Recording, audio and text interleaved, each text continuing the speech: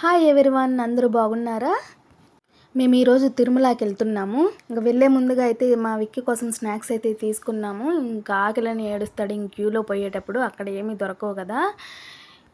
బైక్లో వెళ్ళేటప్పుడు గాలంతా చెవుల్లోకి వెళ్తుందని ఇంకా మంకీ క్యాప్ మాస్క్ అయితే వేసేసాను మా ఓడికి. మార్నింగ్ 8:30కి అయితే బయలుదేరిపోయాము. క్లైమేట్ అయితే చాలా బాగుంది. ఇంకా కపిలతీర్థం ఏరియా కూడా చూపిస్తాను రండి. చాలా బాగుంది వ్యూ, అసలు చాలా బాగుంది కదా వ్యూ. తిరుమలకి వెళ్ళేటప్పుడు మైండ్ అంతా పీస్ఫుల్గా ఉంటుంది, చాలా ఆనందంగా ఉంటుంది కదా. నాకైతే ఎగ్జైట్మెంట్గా ఉంటుంది తిరుమలకి వెళ్ళేటప్పుడు. ఆ వెంకటేశ్వర స్వామిని ఎప్పుడెప్పుడు దర్శించుకుంటానా అని. ఇంకా చెకింగ్ దగ్గర అయితే వచ్చేసాము.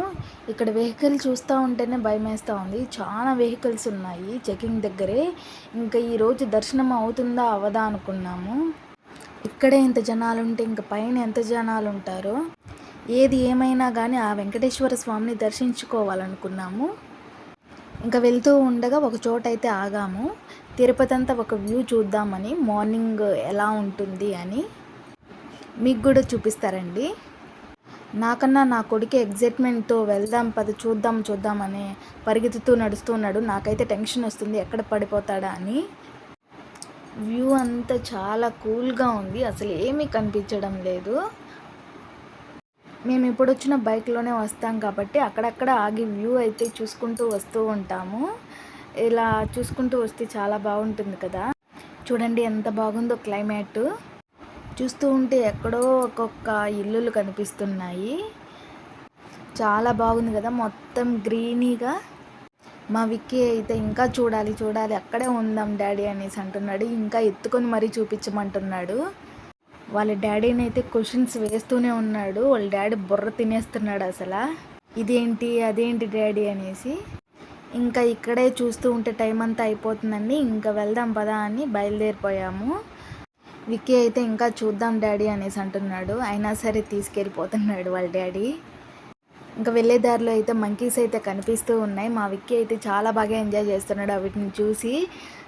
ఇంకా మీకు కొండ మీద ఫ్యాన్లు చూపిస్తారండి. ఇవి మా ఇంటి దగ్గర నుంచి చూస్తే కూడా కనిపిస్తాయి. చిన్నప్పుడైతే మా నాన్నతో కొండ మీద ఫ్యాన్ తిరుగుతాను నాన్న అనేసి ఎగురుకుంటూ చెప్పేవాళ్ళము. ఫైనల్లీ కొండ మీదకి అయితే వచ్చేసాము.